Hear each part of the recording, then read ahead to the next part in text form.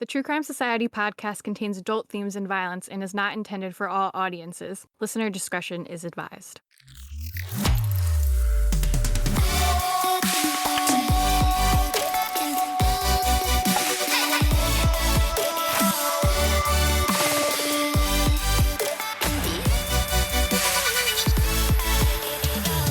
What's up, guys? Welcome to another episode of the True Crime Society podcast with Stephanie and Olivia. It's August 11th. I'm back from vacation, as you guys can hear. I'm sure you're all wondering how it was. It was really fun. I had a great time. Really sad to be back at real life. Nothing makes you realize how much you hate being a part of the rat race, like going on vacation. I know, the post-holiday come down, it's the real thing. This is the only year, though, like, where I didn't cry after vacation for the past couple of years.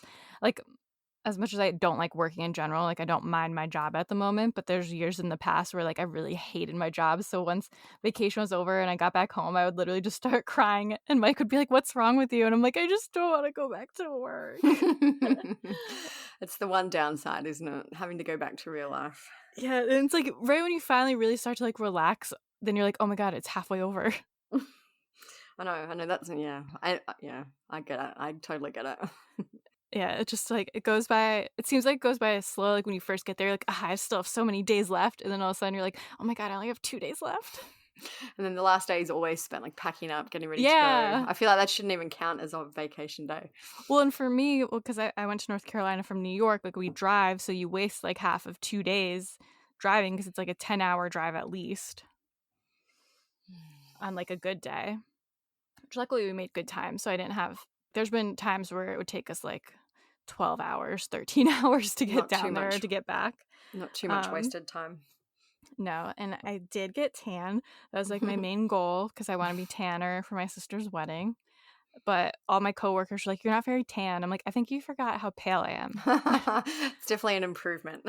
Like I have tan lines where like I got like pretty dark by comparison, but I'm not gonna like whip them out to my coworkers. Well, that's good. And you had good weather. Oh my God, yes. It didn't rain. It literally, as soon as we got to like the little town where we stay, it started downpouring and like thundering and lightning. And I was like, well, right when you hear it starts pouring, but it stopped and then it didn't rain again or anything like the whole trip. How good is that? I was so worried. Remember I was sending you the weather for like days? I think we spoke about in the last episode too that you were worried did. it was going to rain. Yeah, so that was very lucky. Yeah, because last time I went, it rained like the whole time. Sometimes it's nice when it rains, probably not the whole time, but just to have a day, you know, where you literally don't really have to do anything. You just stay inside, chill out. It's quite nice. I wouldn't have minded like one good like thunderstorm or something, because where I live, for some reason, I don't know if it's because I live on one side of where I live is the Hudson River, and then on the other side where I live is like some little mountains, and I feel like for some reason we never get thunderstorms because of that, because it like breaks up somehow because of the mountains or the water. I don't know, but we never get good storms here, so I wouldn't have minded it having a good storm there. Well, I'm glad you had a good time. Thanks. I'm glad that you're glad that I had a good time. But now I'm back in New York. Back and refreshed. We're in a friggin' drought now. The grass is all dead. And now in the news, they're like, don't flush your toilets unnecessarily and don't wash your cars. I'm like, what kind of life is this? Yeah, that's when we had the drought a few years ago. Now we just have never-ending rain. So, yeah, I've been there, done that. Yeah. So what have you been up to? Nothing. I've actually been pretty quiet the last few weeks. We've just been hanging around home. Yeah, how was your white party outfit? Did it make it was good. It was good. It made it through. I couldn't believe it. And I actually I stayed pretty clean the whole entire time. I think I posted a meme on my Instagram today, and it was something like, me when I wear a white shirt, I want to taste it. Like when you go to Mexican or whatever. So yeah, no, it was good. It was great. We had a great day. Beautiful weather, like not a cloud. Well, there was a cloud, but very sunny. One cloud. I was going to say, because it was lovely and then it got cloudy. So I'd be lying if I said that. But yeah, it was beautiful. We had a great day. Very, very good fun. Well, I'm glad that we both had such a great time. Been a good few weeks. I was editing the episode that just came out today in real time. So our last episode, and I totally forgot until I heard myself talking about it in the episode that I have to do like a maid of honor speech at my sister's wedding, which is next Saturday. So when this episode comes out, it'll be in like 2 days. Still haven't started that. I thought about it in my head, and now I'm like, I read the thing. People were like, "Oh, I started planning mine like 2 months out." I'm like, "You had to plan 2 months out for a 3-minute Oh speech? my gosh. You'll be right. That's Just do it this crazy, right?" weekend. You'll be fine. Start this weekend. You have got plenty of time. Yeah, I feel like I could do it in like 2 days. I mean, I was a writing major in college, so. You'll be fine. Yeah, until I panic and I'm like, like, I don't know anything about my sister. No, I'm just kidding. So, fingers crossed for me. Yeah, get on with it. You'll be good. All right, well, I guess that's it for our personal lives. Keep One other kind of personal, kind of not, is Mm. that we hit 1 million downloads Oh, today yeah. on our new platform. So we moved over in January, so it's only been 8 months, which is mind blowing to me, probably to you too, I guess. But yeah, 1 million all-time listens in 8 months. Obviously we've been going longer than 8 months, but since we have the metrics on this new platform, we've reached 1 million on there, which is so amazing and mind blowing and just so good. I know, it's so like, I feel like I can't really, I don't know the right Express. word. Well, I can't even, like, picture how much, like, 1 million really is. I'm like, "Oh, it's like 1 million. That's, like, nothing on the internet," but I'm like, "No, it's, like, literally, like, 1 million downloads, like, 1 million listens." It is crazy. Yeah, it's hard to fathom. Like you're like, oh yeah, it seems like a lot, but it really actually is a lot. Like, Because I'm always just like, even when people message me and they're just like, "Oh my God, I love the podcast. Like, I think you're so funny and great." And I'm like, "Me? Little old me?" I feel like we've got imposter syndrome. I'm like, I really? do. Are you really talking about us? I'm like, "Did you mean to send this to someone else?" Did you mean to send this to Morbid or some other podcast? But yeah, no, so lovely. And we had so many nice messages about it. So thank you very, very, very much. Yeah, thank you. It's greatly appreciated. I was thinking I might treat myself and celebrate by buying a pair of headphones that the dog hasn't eaten.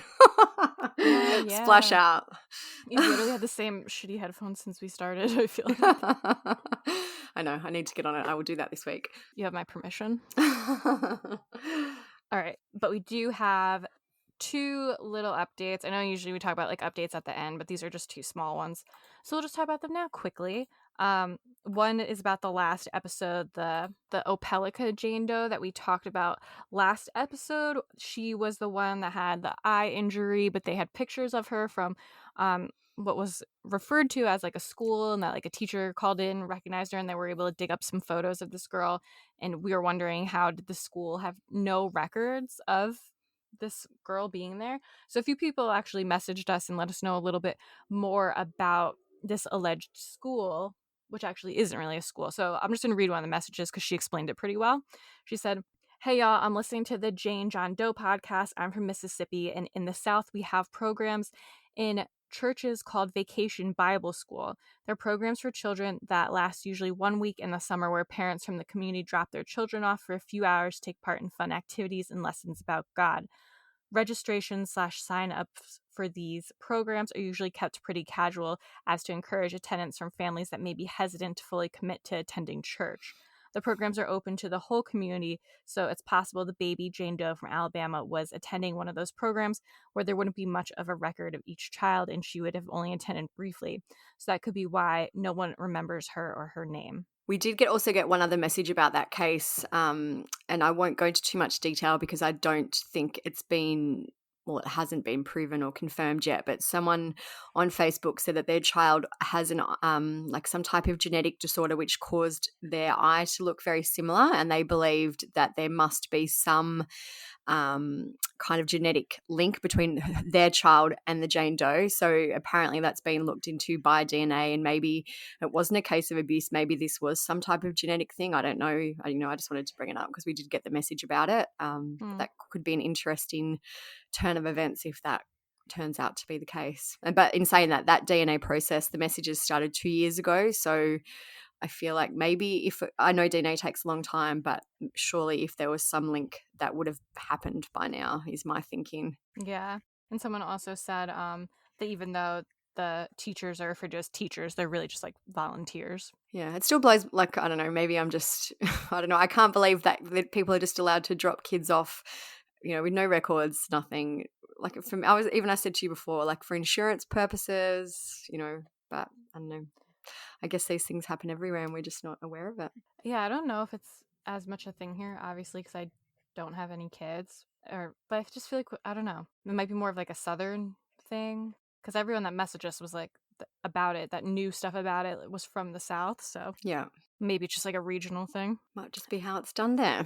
Yeah, so we just wanted to clarify that a little bit. And I guess I said, it's another thing I said wrong because I said Oplika Jane Doe, and I guess it's Opilica Jane Doe. Okay. So sorry.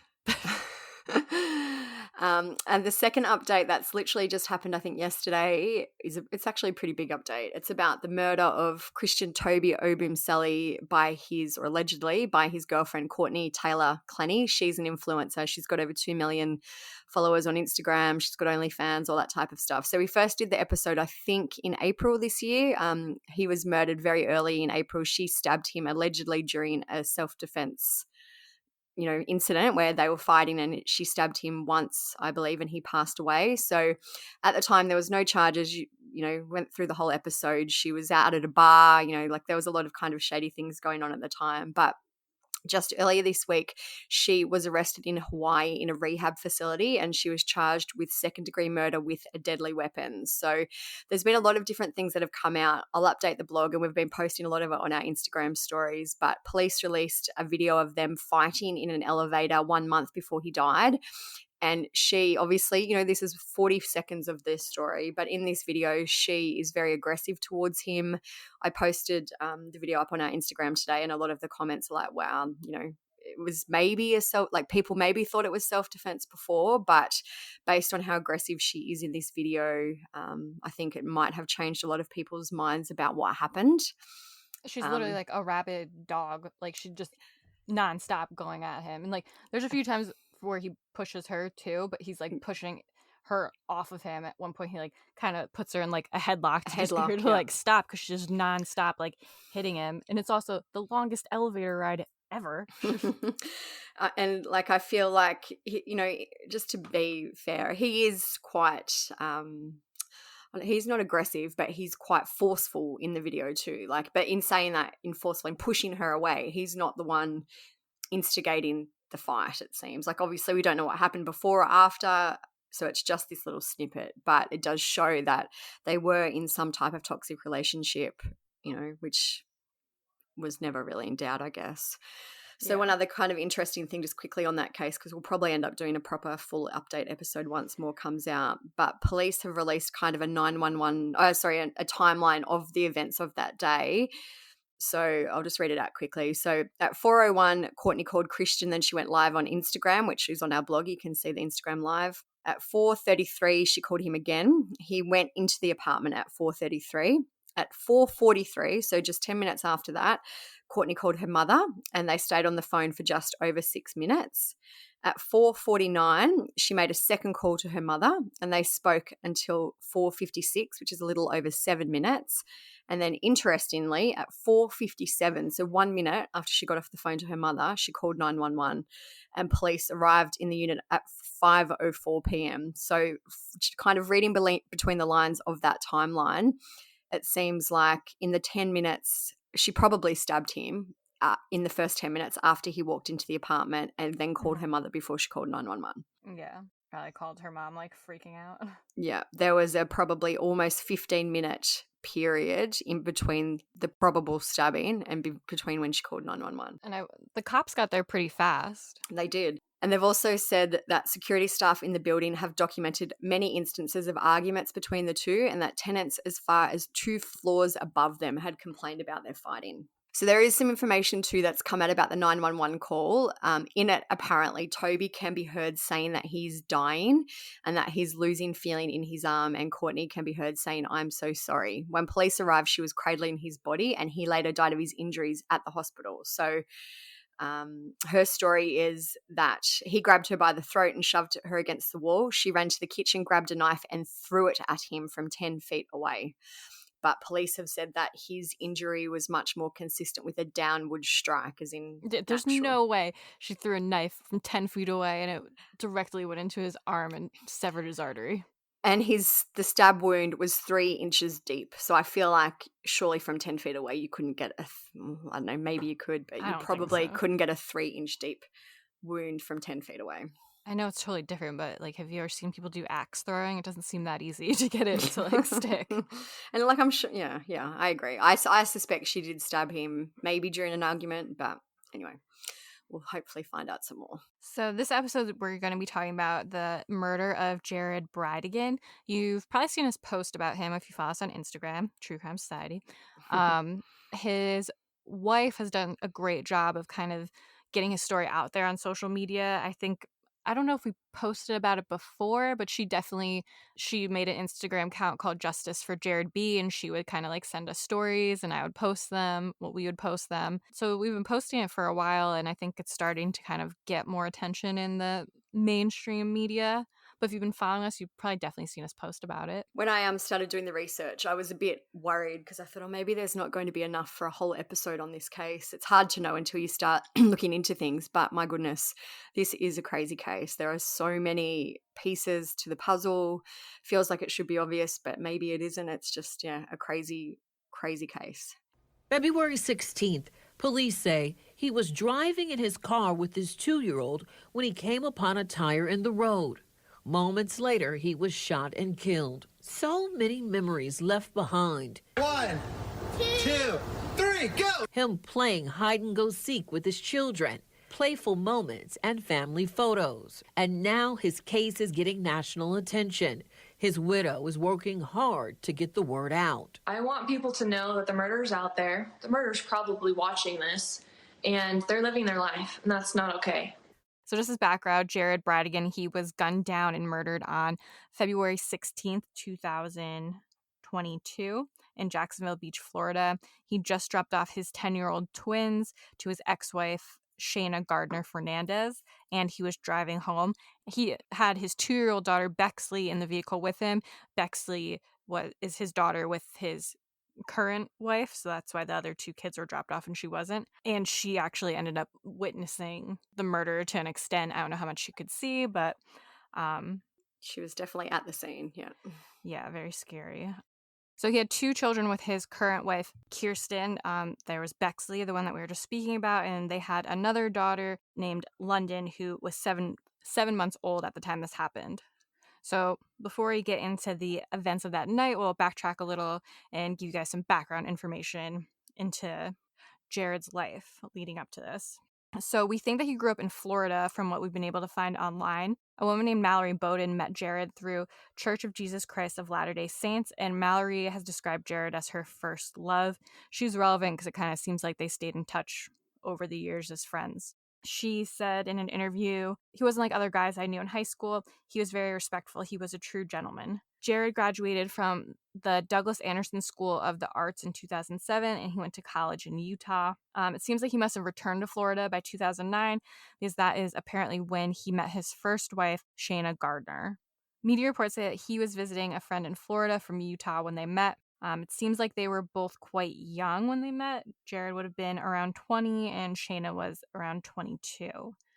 Shanna is the daughter of Sterling and Shelley Gardner, who are the co-founders of Stampin Up, an arts and crafts company. You could see more of their stuff at stampinup.com if you're interested. If you're into stamps. If you're into stamps and crafts. This info is from Fox News about the family and their wealth. It says, the family company headquartered in Salt Lake City has an estimated annual revenue of over $100 million a year, according to InkFact. At first, Jared wasn't interested, but Shanna, quote, wined and dined him, flaunting her charmed life, a friend said. The friend said, it was like she was saying, look at what my lifestyle is. I can fly you all over. My parents pay for everything.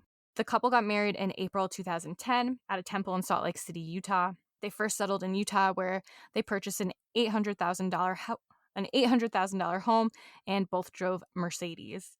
According to media reports, neither of them worked at this time. It's been said that Shayna's parents gave them an allowance of $8,500 per month so that they could live off of that, and that they also had access to their credit cards. They also allegedly gave Jared $100,000 to start a business at the time. So it seems like they were living the life, just getting paid to do nothing, really, it seems. A very nice allowance. I would like that. Yeah. So the couple had the twins that we mentioned earlier. Their names are Abigail and Liam. After the birth of the babies, they decided to move to Connecticut as a family. Liam had been diagnosed with a heart condition called pulmonary hypertension, which meant that he had to live at sea level due to oxygen. Jared's brother lived in Connecticut at the time, and they were close to Liam's doctor in New York, so seemed like a good idea for them to move there. But the move highlighted some issues in their marriage. A friend said in an interview that's when the cracks really started to show. So Shanna stopped going to church and started zealously working out, and said that she became frustrated with Jared, who had gained weight and was trying to get his business off the ground. Jared persuaded Shanna to move to Florida for a fresh start. He was studying online for a master's degree at Savannah College of Art and Design. They bought another $800,000 house near Jacksonville, but the fresh start failed and the couple ended up drifting even further apart. Jared remained a devout LDS member while Shanna moved further away from the religion. She joined a CrossFit gym and Jared bought her some personal training sessions as gifts. But she allegedly began an affair with the personal trainer. Jared found some emails between the two. He confronted her and she told him that she didn't love him anymore. Sad tale. So a source close to Jared said, Jared was like, I don't recognize this person. I married a totally different person. Shanna filed for divorce in February 2015 after several years of marriage, but she's denied ever having an affair and said that the reason for the divorce was just that they didn't love each other anymore. So Jared sent an email to Mallory, who's the woman we mentioned earlier, his first love that I mentioned. It seems they remained friends. He sent an email to her and it said, quote, in the past 3 months, Shanna has become really distant and got emotionally attached to her personal trainer at the gym and is now divorcing me, but has her agency, so I just need to move on and find someone to be my best friend again, you know? So the divorce ends up getting pretty messy. The court file has over 300 entries. In documents, Shanna accused Jared of, quote, disturbing and abusive behavior, including regularly interrogating and recording the children after actively coaching them on what to say and threatening to use their recorded statements against her. So that's according to Shanna.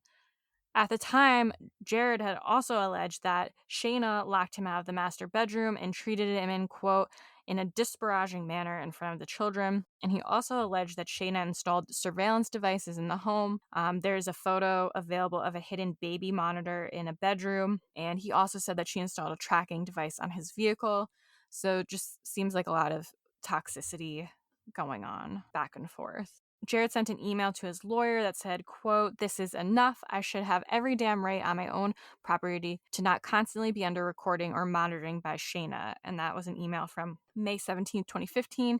He said, I want the flipping gates of hell released on her for this. So Shanna has said of their relationship, she said, our relationship was pretty complicated and remained pretty complicated. During the divorce, Shanna demanded exclusive occupancy of the home, primary custody, and accused Jared of threatening to withdraw cash from their children's trust funds for his own use. Jared accused Shanna of, quote, totally lying on her financials, claiming she had no income when she had allegedly earned thousands of dollars doing work under the table for her mom's business. Kind of just seems like a lot of like back and forth. Who knows what's even true? Who knows who's lying? Just a lot of he said, she said. What most upset Jared, though, was that Shanna apparently canceled Liam's 2015 heart surgery after they waited months for the procedure, which seems pretty drastic. Yeah, definitely. Another message that Jared sent to Mallory said, never get divorced because it's literally the hardest thing I'll ever do. It's emotionally and physically the worst thing in the world to hear your eternal companion just be like, yeah, I'm out. See you later.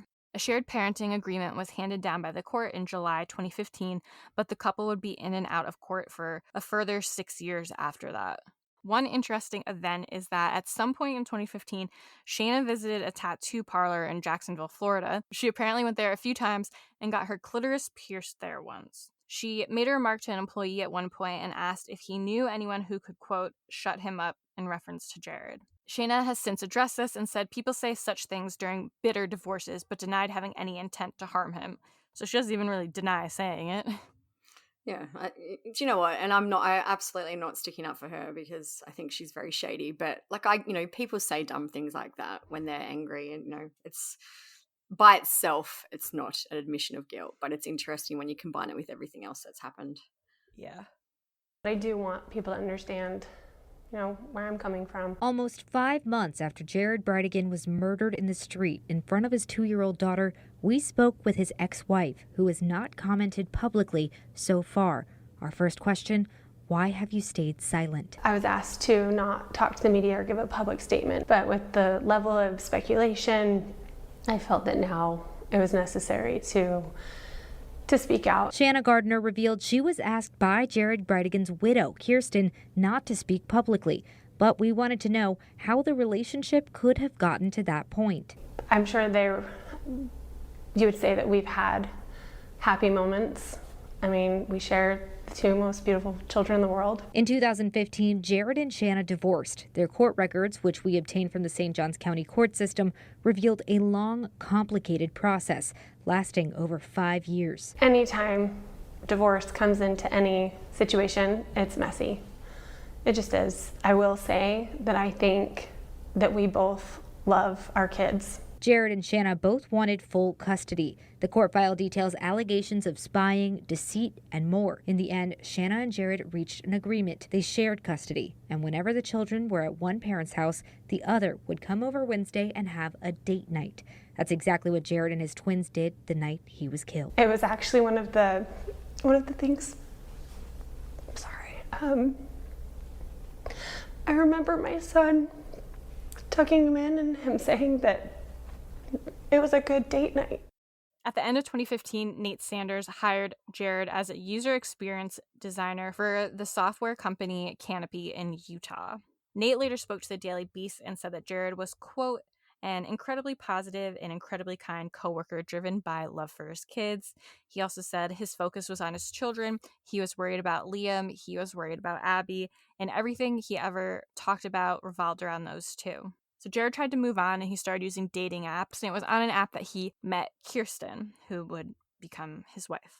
She was living in Charlotte, North Carolina at the time, and she worked for Microsoft. Nate, his former employer, said he had been doing a lot of dating on Bumble and Tinder and things like that, and just felt like he hadn't found somebody that he could really connect with. He, at one point, told me, yeah, I think she's really special. I think it could go somewhere. So Jared made the 6-hour drive to North Carolina for their first date. A few months later, Kirsten requested that her Microsoft job be fully remote, and she moved to Florida to be with Jared, and the couple got married in October 2017. Kirsten said, we waited just over a year before having kids, noting that during that time, she and her husband had a nice balance of newlywed time and family time with Jared's 2 kids from his previous marriage. Their daughter Bexley was born in August 2019, and their second child, London, was born in August 2021. Kirsten has described Jared as a creative dad, and she said she loved watching all the random stuff he would come up with for the twins. She said, when it would be raining, we would make little toothpick boats and float them down, the street into the gutter. Good girl, Bex. These videos give us a glimpse of who Jared Bridegan was. I love my dad because he's the best. Someone who loved his family, humble and humorous. A successful software engineer, but a hands-on father of 4. 9-year-old twins Liam and Abby from a previous marriage. 2-year-old Bexley and a newborn, 6-month-old London. The minute you met him, you just fell in love with who he was. He honestly was the best dad. Whenever I needed a break, he scooped up all the kids, took them out, did something, or took them outside and gave me a minute to catch my breath. Kind of a little shift here, but just since we're going in chronological order, there's some more divorce drama with Shanna. She got remarried to a man named Mario Fernandez. It seems like in 2018. This info comes from court documents at the time. The quote from it is, the father, they call them father and mother, so father's obviously Jared, mother's Shanna. The father is currently insisting that the mother's new husband may not exercise overnight time sharing with the minor children when the mother is away. He's additionally creating problems with the mother's new husband being involved on a more general basis with the minor children. However, he insists that his own new wife should be fully involved in the children's lives, which I guess sounds unfair, but I kind of feel that. Yeah. There's also a rumor that Mario was involved in animal cruelty. He wasn't ever charged with it, which is important to note. An anonymous source who spoke to Daily Mail explained that Mario Fernandez was accused of shooting and killing a local cat with a BB gun. According to the report, the cat's owners took it to the vet where the BB gun pellets were found in its leg and abdomen. The source said that people in the neighborhood were scared of Mario. They said Mario was always having run-ins with people who fed the local strays. He was always threatening to kill them, as in the cats. And he had a BB gun with a scope that he said he would use on them. The Jacksonville Beach Police Department officer who wrote the report spoke with Mario at length and noted, quote, he stated that he was upset because there were people feeding stray cats. He said he had cats in his backyard and was making his dog bark in the middle of the night. Mario also said he tried putting pepper on the fence as well as shooting the cats with the BB gun. When the officer told him that that would be considered animal cruelty, Mario stated if it didn't get better soon, he would take more extreme actions. The police officer noted that he seemed very aggravated during the conversation. What's more extreme than killing the cats? Yeah. Psycho. The last court filing in the divorce was made 4 months before Jared was murdered. Shanna claimed that Jared had been, quote, regularly interrogating the minor children and recording their statements. She said it also appears that the father is actively coaching the children what to say and is now threatening to use these coached recorded statements against the mother. These actions are, she insisted, clearly abusive both emotionally and mentally and an outrageous violation of shared parental responsibility as well as basic decency. Shanna also accused Jared of withholding medical equipment and oxygen machine needed by her son for travel above certain altitudes, unless she apologized for a host of transgressions. So she's basically saying she couldn't have it unless she apologized, according to him. And probably admitted to certain things that she'd apparently done as well, I'd assume. Yeah. The court document states, quote, the father clearly considers his vindictiveness towards the mother far more important than protecting his son's life. She claims that he put in writing, quote, that he is more concerned with humiliating the mother than he is in making sure his own child does not die, and described this as a shocking turn of events. Just a little bit more info about the medical equipment. Shanna accused Jared of not letting her borrow a small breathing machine for their son, which was used when at high altitudes. She had possession of a larger machine, but that one was less convenient for traveling. So the court ruled that Jared would pay Shanna $571 and retain exclusive use of the smaller machine. So it seems petty, but I guess it was so she could buy her own. It just feels, yeah, I don't know. I feel like this is an interesting part of the case because it seems like this is one of the only instances where Jared was possibly a little bit petty. You know, obviously I feel like it was a very toxic relationship between the two, but it feels like this is a very weird thing and an awful thing to fight about. Surely they should have been sharing the machines. Do you know what I mean? Like, it's Or they just should have weird. just each had their own. Maybe he didn't trust her with it. And I guess too, when you think about it, like I'm going off in a tangent, but her family are loaded. She has a bunch of money. She could buy a $571 machine if she really That's needed true. to. And maybe he couldn't, and that's why he's like, I'm not giving it to you because I know I'm not going to get it back. Yeah, true. So the custody arrangement that Jared and Shanna had meant that Jared and Kirsten would have the twins every second week. On the off week, they would see the twins on the Wednesday for a date night. Kirsten has said it usually consisted of a dinner and a quick activity like dinner or dessert, and then the parent would drop the kids back off at the other parent's house. So we're now at the night of Jared's murder. He was returning the twins to Shanna. Kirsten had stayed home with their baby London on this night, and Jared had taken the other child Bexley as well as the twins out for ice cream or dinner. We actually got a confirmed timeline of events of the night from Jared's wife, Kirsten. So I've included her timeline and kind of integrated it with other media articles and media information that we've read. So this next part of the timeline is directly copied from what Kirsten sent us. So she said at 5:30 p.m., my parents, the girls, and I go for a walk. Jared is still at home working. At 5:48 p.m., Jared comes outside to get Bexley, which is when he was taking her to go and see Liam and Abby. He brings her inside and changes her diaper. At 5:51 p.m., the rest of us, who is Kirsten, her parents, and the youngest daughter, come inside as well. So she's got it down to the minute for these, the last hours of his life. Mm-hmm. At 5:53 p.m., Jared and Bexley leave the house to go and pick up Liam and Abby. At 6:47 p.m., so just about an hour later, it says, I text Jared asking how date night is going. He said he just got off a work call. He had to join during the date night and that Abby wanted to text me from his phone. She and I text back and forth, and she tells me they are eating dinner at a place called the Bearded Pig. Then 7:47 p.m., so an hour later, it says, I briefly speak to Jared on the phone after he dropped Liam and Abby off at their mum's house. And then she lists Shayna's address, and it says, he's heading home. I have been on the phone with my oldest brother, Eric, when Jared called, and I merged the two calls together. We spoke for just a couple of minutes. We hung up likely just a minute or two before he was shot. I actually talked to him on the phone right after he dropped his twins off.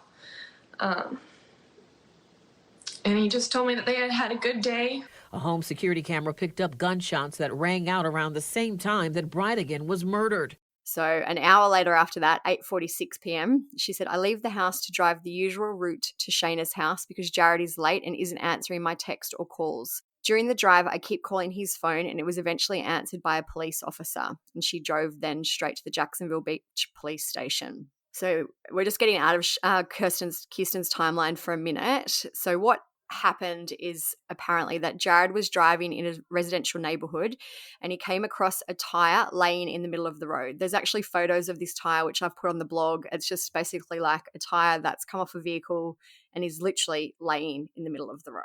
He put the emergency lights on in his Volkswagen Atlas and he got out to move the tire, and that's when he was brutally gunned down. He collapsed and died next to his vehicle. You can hear the gunshots in a neighbor's surveillance. Detectives tell us someone ambushed him at close range, killing him near the driver's door, his flashers on, his 2-year-old daughter Bexley in the back seat. She wasn't hurt. We started driving down the route we usually take out to the beach, and I kept calling his phone. And then one of the policemen answered it. And that's when I knew, like,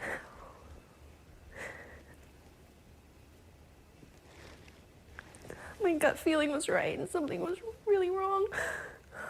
I asked if my husband was okay. And I was just told to drive to the police station. And I asked it again, the same thing, just come to the police station. But that my daughter was okay. So as we mentioned, Bexley was with him and she was in the car. She was thankfully uninjured in the attack. A passerby came by apparently 3 minutes after Jared was shot, and Bexley was still strapped into her car seat. So the passerby called police. When police arrived, the tire was still laying next to the vehicle, so he hadn't even had a chance to move the tire. He had literally stepped out of the car and it seems like he was shot straight away. I'm curious about the whole tire thing, because if there was a tire in the road, I wouldn't have gotten out to move it. I would have just driven around it. Yeah, Unless I don't know. it was a super narrow road. I still probably, because I mean, you always hear about how people could set up traps like this to do things like this. I feel like if I was just in a quiet residential neighborhood, my first thought at night when there's probably not anyone else around, my first thought would be just to stop and move it. But then, really? Yeah, well, I think so. Maybe like, I'm an asshole because I'd be like, I'm not getting out. And it sounds like, this is me just, thinking out loud now, but it sounds like he was probably familiar with this route. Like he drove the route to drop the kids off probably, I'm assuming, every Wednesday or every time he dropped them there. So maybe he was familiar with the neighborhood. It sounds like this was obviously set up. So maybe someone, whoever did it, knew that he would be driving that way, which kind of supports that theory. So he just thought, I'll just get out and move it. Whereas if it was busy and the road was busy, I wouldn't stop. I would keep driving around it, but that's just me. I'm like, stay suspicious. I absolutely will. I will not be stopping after this story, though. No. This is pre-story. So as per her timeline, Kirsten started to worry at about 8:30. She'd expected Jared to be home by 8:15, and Jared had told her during their last conversation that he wasn't far away. So this info about those movements is from the Daily Beast. There's actually a really great article by the Daily Beast, which I've put on the blog too, so check that out. It says, Kirsten said, I gave it a few more minutes and then I started looking down the road just to see if there were headlights coming down the road. Worried, she began calling and texting her husband but was met with silence. So she got in her car and began looking for her husband while still dialing his cell phone. Suddenly someone picked up and it wasn't Jared. She said, I kept calling and calling and that's when a police officer answered the phone. The only thing they did answer was that Bexley was okay. So she rushed to the police station, and she said she had to wait a few minutes before she was greeted at the door by a female officer who took her to a break room. Bexley was in there, sitting there wrapped in a blanket and had a colouring in book. Kirsten said, I ran over and I picked her up, and the officer wouldn't tell me anything for what seems like forever. So she had to wait a bit longer, and they finally took her into another room and told her that Jared had been killed. She said, honestly, my hearing seemed to go. I felt like I was going to throw up. I remember looking around the room for a trash can like I might throw up, and I didn't see one. I think I put my head in my hands like this can't be real. She said even though that she felt something was terribly wrong by that point, she wanted to say it's not him, it's someone else. You've made a mistake. And she said the rest of the night is honestly kind of a blur. I know we talked more. They asked me some questions, but it all started to blur together. I just can't even imagine the shock. Like, you think your husband's on the way home and then trying to call, and then someone else picks up the phone. That would be so traumatizing and shocking. It's the police that pick up the phone. Yeah. I just, it's the stuff of a drama nightmare. You would never, ever actually think it would happen to you. Yeah. It just gave me chills thinking about it. Ugh. So police have said there is no surveillance footage of the murder, which seems very convenient. And they've asked for the public's help in identifying a vehicle of interest, which is a dark blue Ford F-150 with tan trim. The FBI and the Bureau of Alcohol, Tobacco, Firearms and Explosives are also assisting police. They've included their labs to process forensic evidence. Sergeant Tonya Tater, who's a sergeant with the Jacksonville Beach Police Department, said detectives are still actively working this investigation and will continue to do so until we have no further leads. Shanna has been speaking to the media a lot since Jared died. She told them of her experience about finding out that Jared had been murdered. She said that when she told the twins, Abby was shocked and silent and Liam sobbed. And she then told the twins they could have a yes day. So this info is from Jacksonville.com. It says her son had long craved a drum set, so they went to a music store to get him a started drum pad. He and his sister explored the store, trying out guitars and other musical instruments, as a staffer told their mother how the drum pad worked. And Shanna has also said that she collapsed to the floor when she was told about Jared's murder. She said, I was shocked. I didn't believe it. It didn't seem real. Interestingly, though, in the timeline that Kirsten sent us, she has a slightly different account of what happened. She asked to be there when the twins were informed of the murder, which they informed them on February 17, and Shanna agreed. This is a direct quote from Kirsten's timeline. It says, inform the twins that Jared was killed. I asked his ex-wife Shanna if I could be present, and she agreed. My father and I went to her house to be there when the kids were informed. So it sounds maybe slightly different to what Shanna said. I guess she could have just omitted some information in her article. Anyway, so on February 18, which was 2 days after the murder, this is another piece from Kirsten's timeline. She said, I was told by law enforcement that someone had been talking to the media. I sent texts to both sides of my family as well as Shayna's family stating I didn't want it public at this time, to which Shanna responded, I agree 100%. This is more of Kirsten's timeline of the days after the murder. So on February 23rd, Kirsten said, I sent a text to Shanna asking if I could pick up the kids for the dad's funeral and bring them home after. I didn't receive a response until the next day. So on February 24th, she said Shanna responded stating she wouldn't let them attend unless she could attend with them.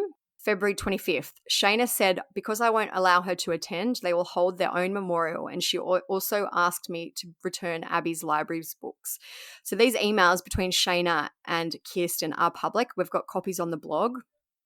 The email that Shanna wrote said, you can drop them off at any public library or they will return them to Miss Stacey, or you can return them to the school directly. So I feel like these are included because it does seem like a bit of an odd thing to be worrying about, when your ex-husband has been murdered and the funeral's coming up. It just seems like weird, and nothing they shouldn't have been worried about. I know the father of our children was just brutally murdered, but by the way, these library books are going to be late. And it's interesting, like she even lists the books. There's 3 Babysitters Club books. Yeah. So if you want to check out the emails, they're on the blog. Also, I'm sure the library would understand. I'm sure they could, extend the loan. Anyway, so just 8 minutes later after the book emails and just 12 days after Jared's death, Shanna requested a copy of his death certificate. She wrote an email to Kirsten and said, my attorney has requested a copy of Jared's death certificate for the family court. You can send it to me or to him or to his paralegal, whichever you prefer. Kirsten has said, I was in my car and my hands were shaking. My heart was beating so fast. I was like, who does this? This is so evil. Here I am planning a funeral and she's asking for a death certificate. So there was an article about this whole kind of messy scenario, and Fox News spoke to New York City-based defense lawyer Todd Spodek, who also specializes in matrimonial law, and he said that Shanna's request was highly unusual and unnecessary, essentially. He said, I would never have my clients do anything like this, especially given the acrimonious relationship between the ex-wife and the widow. There was no urgency to the matter, and the request could be misconstrued. Attorneys have process servers and paralegals who can easily obtain a death certificate. It makes no sense to reach out to the wife. Yeah, it was just her being a dick. Yeah. So after Jared was murdered, Shayna and Mario hired Henry Cox III, who's a criminal defense attorney. Shayna has told the media that she hired him to protect her family from publicity and to keep her children out of the media. Kirsten doesn't believe, though, that this is the reason why they hired him. She said, the claim that Mr. Cox was hired to represent Shayna related to keeping images of the kids out of the media is a hard one to believe for many reasons. To this day, I have yet to be personally contacted by Shanna or Mr. Cox regarding this matter, and Shayna's own mother has blasted images of the kids on her very public blog. So it's either a smokescreen or Mr. Cox is inept at his job, which I doubt is the case. Shayna has told the media, though, that her kids are terrified of all the media attention that's been focused on them. She said, I can't take it away. My kids are 10. They understand everything that is going on. They see this and they are scared, terrified, and struggling. So Jared's funeral service was held on March 3rd. Kirsten did tell Shayna and her family that they weren't invited to the service. As we mentioned earlier, Kirsten did offer to take the twins and drop them off afterwards, but Shayna didn't want them to attend without her, which I think is totally understandable. I would absolutely not want my kids to be alone at their father's funeral, or without their mother at their father's funeral. Yeah. So I feel like that is not an unreasonable part of this story, really. But Shayna's mother, Shelly Gardner, has a blog. It's soshelley.com, SOSHELLI.com, if you want to check it out. So don't forget, Shelly is the wealthy Stampin Up lady. On this blog, she posted about Shayna not being invited to the funeral. The post has since been deleted, which I'll get into in a minute. But the text says, after Shayna, along with anyone who knew her, was uninvited from Jared's funeral services, Shayna and the twins planned their own celebration of life. So she's since deleted that. The blog that she wrote about it is called Enormous Amounts of Love. So Shayna and Shelly and their family decided to hold their own memorial for Jared at their home in Jacksonville Beach. Shelly had just closed on the $3.5 million house 3 weeks after Jared was murdered. And I believe that this is where their memorial was held. They put photos up on the blog, and there were lots of comments that have since been deleted, but the comments were things like, I've never seen so many smiles at a celebration of life ceremony for someone who was brutally murdered in cold blood. Never mind all the pictures of the food decorations. So they've all been deleted, thankfully. Some of them are still screenshotted, but Shelley did respond, and she has also since deleted her responses. But one response was, as everyone knows, there are multiple sides to every story, and I've chosen not to share our side for the sake of everyone, especially our grandchildren. So it's quite funny because why I was laughing a little bit before is Shelley has deleted all this about being uninvited from the blog, but she's clearly not very tech savvy because when you go there, all that text still shows up as the preview for the blog post.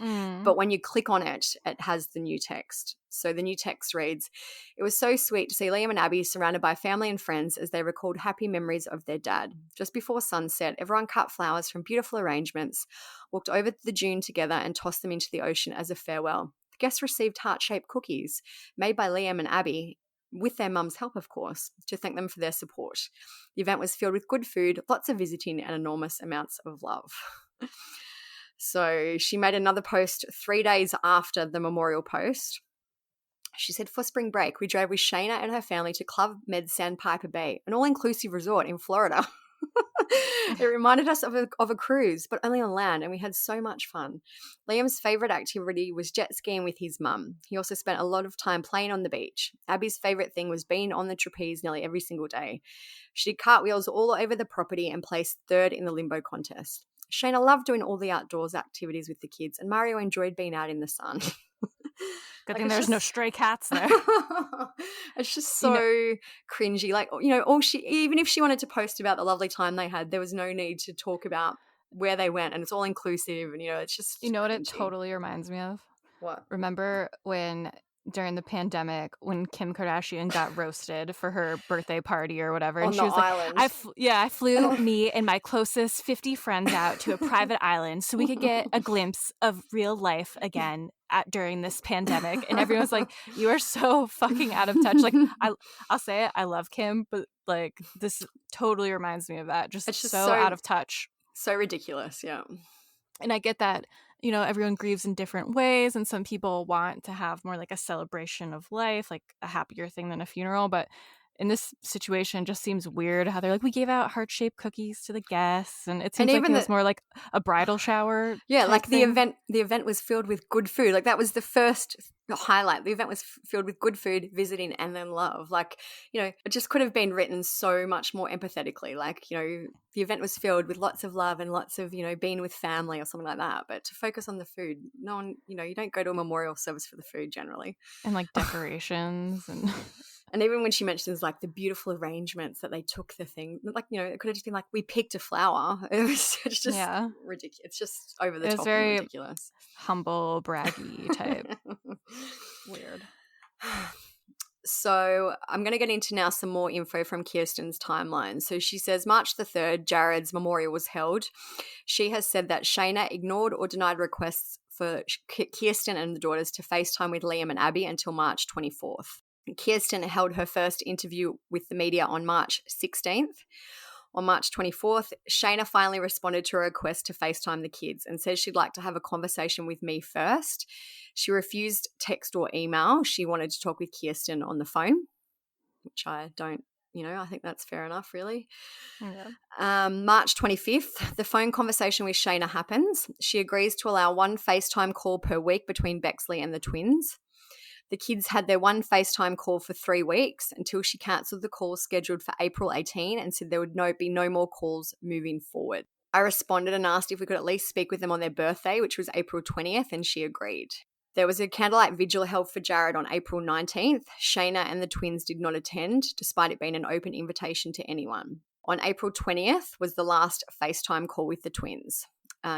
Kirsten wrote, I have sent numerous texts asking for contact with the twins since then. I either get no response or an excuse as to why it cannot happen. Other family members have reached out as well and they've been ignored. The kids have been completely cut off from their dad's family. So that is kind of where we are at, up to date with the Jared case. There is a lot of media attention, but there isn't essentially much happening. So there was kind of an interesting I guess, side note to this that Kirsten didn't include in her timeline, but she has said that a week after Jared was murdered, she apparently caught a suspicious person on camera at her home. The CCTV is up. You can see there's kind of 2 or 3 cars in the driveway, and then the person is kind of to the left of the screen. You cannot make out if it's male or female. It's very blurry, but I guess she's insinuating that someone was around the property. She said, I was scared. Jared had just been killed. Someone that near the corner of my house. I didn't feel okay. I called the detectives who said to call the local police, and my neighbor who is ex-military helped me scan the yard, but we didn't find anything. And apparently her neighbor's cameras may have had better angles, but they were switched off. So, you know, that's kind of an interesting, maybe related to this case. The other thing is that there was some photos of Shayna at a park. She's wearing a shirt. It says, it's fine, I'm fine, everything is fine. So that was taken in April 2022, so just 2 months after he was murdered. Something about her reminds me of Lori Schaefer. Lori Vallow. No, Lori Michael Shaver, is that her name? Yes. Yeah, Shaver. I thought you said Schaefer. Yeah. I'm like, yeah. I know who you're talking about now. Yeah. Just the Florida, the working out. Getting away with it. Yeah. So Kirsten told Fox News, the fight doesn't get easier. It gets harder as more time passes without answers. I'm not going to give up. I'm not going to stop fighting for Jared. He deserves justice. The family deserves justice, and the community deserves justice. She also said he was happy, he was thriving at work. He felt like he was being challenged and he loved his team. We had a great circle of friends. Whoever decided to kill Jared knew what kind of person he was. They knew that he was the kind of person who would stop to move a tire out of the street to ensure someone else doesn't get hurt.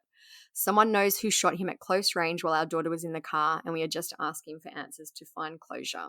So I did post on our accounts asking if anyone had any questions. One person, Lars7, said if there was a person at the house, can they use cell towers to see if there was any communication in the driveway of their home, which is an interesting, you would think maybe, but I guess you can't pinpoint every single person in the area. And like, I think you need a number. Maybe they could ping and see if Shayna or Mario was there, for example. Like, I know in some cases, like Delphi, like they tried to do like, I think it's called like geo mapping or something with the cell phones, but you need special not like permits or like special like subpoenas or something to do that, and sometimes they're hard to get, and probably depends maybe on like how busy of an area it is too. And like if I did it where I live, like a billion phones would come up in this area. Yeah, I agree. I think that you would need more to go off than just that. Like it might work in a place like Delphi because in the bridge area there might not be as many phones, but like where I live in a main town, there's at least 100 phones in a small radius. Natalie in our Facebook group said that it seems like there was a lot of pettiness going on between both sides, which I absolutely agree. She's raised things like, why wouldn't Jared let the kids stay with their stepfather? Yes, Mario sounds like a jerk, but still that's the mother's husband. And in saying that, Mario was also never charged with anything. So, you know, I do think that's kind of a valid point. But Dr. Phil has always said, my idol, Dr. Phil, that when kids are abused, I know this is like a general statement, but a lot of times it's because of like unrelated male. Yes. And you know what? And as a mother, even as a parent, I absolutely understand that. But then like I feel like Shayna didn't retaliate and do the same for Kirsten, if that makes sense. Like it's, I don't know. Yeah, I'm sure it's stereotypical and sexist, but men are more so seen as a threat to children, which obviously we've seen many cases where women are also a threat to children. But I think that's just kind of like the more general sexist kind of stereotype that people assume. And these 2 points that Natalie made are quite interesting too. She said, why did Kirsten insist on being there when Shayna told her children of the father's death? That's for their mother to handle. And she said, why wouldn't Kirsten let Shayna attend the funeral to support the children? Yes, it would be a slap in the face to have her there when she caused Jared so much misery. But again, that's her children and she should have been allowed there under strict instructions, you know, to not cause a scene, but to support them. So I do agree. That's the kind of, you know, like, don't get me wrong, I'm not saying that Shayna is in the right, but I'm just saying that, yeah, absolutely, the kids should have come first. Kids should have been allowed to attend the funeral, even if it came with the caveat that Shayna also had to attend. Yeah, like I get both sides. Like I get why they wouldn't want her there, especially if they think she could be involved in this somehow. Yeah. But then it's like, do you sacrifice that so that the kids can come and feel like their mom's there? Definitely a hard decision. So I just wanted to, you know, like that they are what the public are asking. You know, obviously what happened to Jared was horrible and there's nothing that could have made it okay or, you know, justified. We don't know what kind of toxic relationship they have. We've just gone off what the media articles have said. And also there's a lot of articles about this case. I've linked them all in the blog. So if you want to go and read more, definitely go and check it out because we've kind of, as we said, integrated Kirsten's timeline with what the rest of the media has said. So there is a lot out there. And it is hard to pull the whole picture together when there's absolutely two very, very different sides to the story. Yeah. So as for theories, obviously I feel like we can't really point the finger at anyone yet because there is no evidence, it seems, to suggest, like it's, you know, a bit different to the Michael and Laurie Shaver case, like you said, where he was buried in that fire pit at their home. I feel like the evidence points to it being someone who knew Jared, who knew where he was going to be at a certain time. They'd picked the spot to murder him where they knew there would be no CCTV. And they knew he would be driving through there at that time, which leads me to believe that it's someone who knew him well. Yeah. I think it's easy to say that it seems like Shanna could be involved due to their messy divorce and some of the petty stuff that happened and like asking about library books and the death certificate, which I agree is all like kind of shitty on her part. But also it could just as much equally be something else. Like there's no real proof that she had anything to do with it. I feel like the likelihood, just based on everything that we've spoken about today, is it was probably someone in the family, whether or not that's Shayna or someone older than her. Obviously we don't know. But And they have a lot of money. Yep, exactly. So I feel like that is the likely answer. I don't think this was a random killing. Yeah, no way.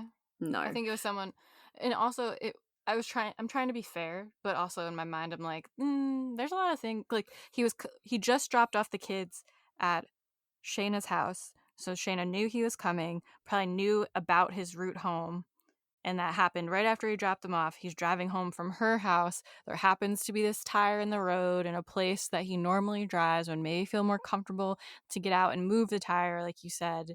So it seems like, as you were saying, it was definitely someone who knew exactly what was going on that day, especially. I'm also very hesitant to accuse people and say this person definitely, must have done it, because we essentially don't know, and it's very dangerous to do that. But I feel like in this case, it does point to a certain direction that it will maybe go down if things happen. Yeah, I mean, being vague, but I mean, it could just, you never know. Like, it seems like that's the most likely thing, but then you never know. Like, we all assumed that what the fuck is her name? Who are you talking about? I'm really annoyed I can't think of her name. The little baby from Australia that was kidnapped. Cleo. Yeah, so many people assume that Cleo, like her parents did something, like people were dead set on that, or like that something was set up, like an accident happened. Pretty much no one thought that she was randomly abducted by a stranger, and that ended up being what happened. So honestly, you just never know. Even if something really seems like the answer, it might not be. And I feel like maybe 99 times out of 100, it probably, and I'm not talking about this case, but, just say in cases like this, 99 times out of 100, it probably is the ex-spouse, but there's always that one time where it's not. So, or it could even be like you said, like a family member, or maybe she really didn't know. Yeah. And like we said, there's a lot of money in this family, so money talks, as we know. So yeah. Yeah. I'm just trying to be safe. We're trying to not accuse, but also agreeing with the obvious. Yeah, and I feel like what we've done in this episode is told the facts that we can find them for both sides. So I guess it's now up to people to kind of make their own conclusion about what they think happened. Yeah, and like I said, Kirsten, she has done a great job, like getting on social media, like putting Absolutely. the story out there, sending his story to us, to other crime groups to post about, and she was nice enough to literally sit and write up this timeline of something that was really traumatic in her life and still very fresh, and she sat down and typed it all out for us and sent it over to us so we could do this episode. Yeah. So, and you know what? And I know, like, if I was in her shoes, I know there's absolutely two sides to every single story, and I would be telling the same. Like, I feel like she's tried to, the information that she sent us, she was fair and balanced. But it would be a hard situation to remain that way when there's, a lot of conflict going on. Yeah. So thank you to Kirsten for that. Yeah, and absolutely. We repost their Instagram a lot, but it's Justice for Jared B. We'll keep posting them, but definitely follow over there if you want to keep following the story. So I mean, that's really it for Jared's story so far. Just keep following us. We'll keep posting updates, and like I said, check out the Justice for Jared B Instagram page for even more updates. And check out the blog and make sure you read all the articles. Because literally all we have done is kind of pick all the information from all the articles. So there's tons of content out there if you want to have a look. Yeah. So they're not anything big, but we do have two more little things to talk about briefly. Just some little updates at the start, some updates at the end. Mix it up. Did want to mention that Harmony Montgomery, we did an episode on her with Oakley Carlson a few months ago, maybe many months ago, but she was missing for like over a year, like a year and a half before actually being reported missing. Got some shady kind of parents in her life. But if you don't know what I'm talking about, go listen to the episode. But anyways, She today they finally announced that she was murdered, they believe, sometime in December 2019, and that her case is now officially a homicide investigation. They still haven't found her remains, but they said that they did find biological evidence that has led them to believe that she was murdered. I feel like a lot of the evidence might be in the fridge, if I'm not mistaken. Yeah, because they took the fridge and stuff. Yeah. So that's horrible. So yeah, I know I was really vague with that, but I feel like most people probably who have followed us know what story I'm talking about. The episode is from January 2022 if you're looking for it. Yeah. And if you ever can't find an episode, just send us a message. Like someone messaged us yesterday and asked us for the Boy in the Box link, so I sent them that. So just, send us a message and we'll find a link for you. Mm-hmm. The second or final update, I guess, to the end is that we have been following the case of a missing teenager, Kylie Rodney. She has been missing, I believe, since August 6th, so it's now August 11 her time. She went missing on early Saturday morning from a party in, I think it's Truckee, which is in Northern California. She'd been at a party. They first said there was 100 people at the party. Now it's up to over 300 people at the party. She was apparently quite inebriated or intoxicated at the time. Her car is also missing. So it's a very strange case. I thought it would probably be resolved quite quickly and maybe they would have found her in a wreck or she had driven her car into the water because there's a lot of water around there, water and woods.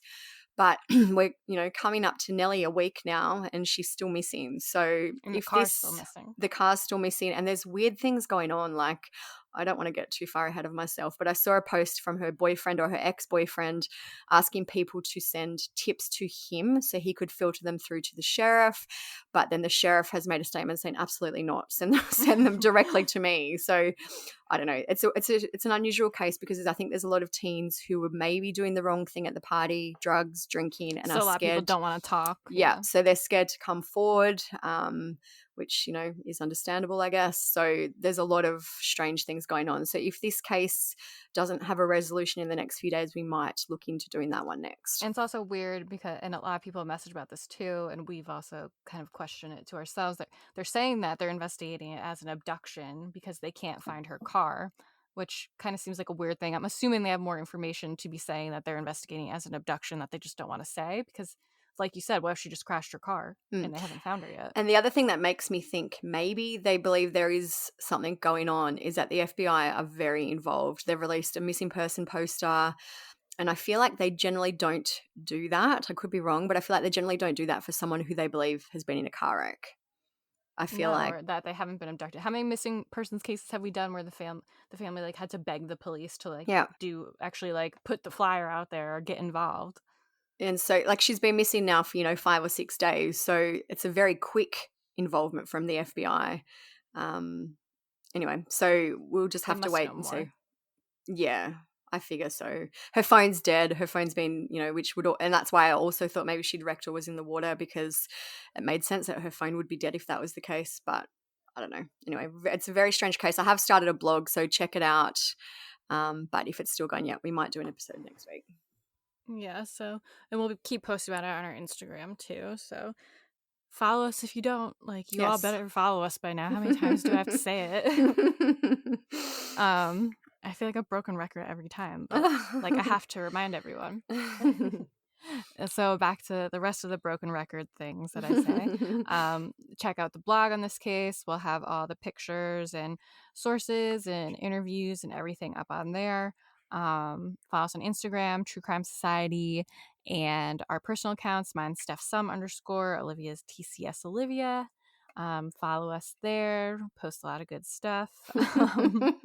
Quality content. Yeah, I try. I'm always I need to start being a real influencer and talking to the camera about my day, and I'm I can't do it. I just feel like such a douchebag. It's like when we get on to record and it automatically pops up with my webcam, and every time I think, God, I'm so glad. Oh no. Absolutely not.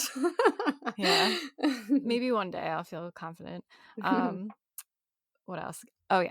Share the podcast with everyone you know. We want to get more listeners. We got finally our million listens. We got to make it 2 million now. So help us do that. Help Aim us high. get there.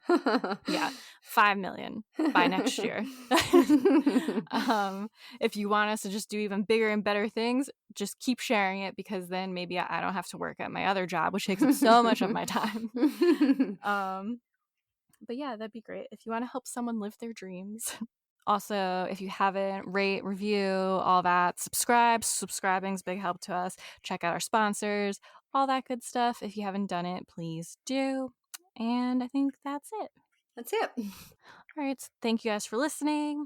We'll talk to you guys next week. Peace out. See ya.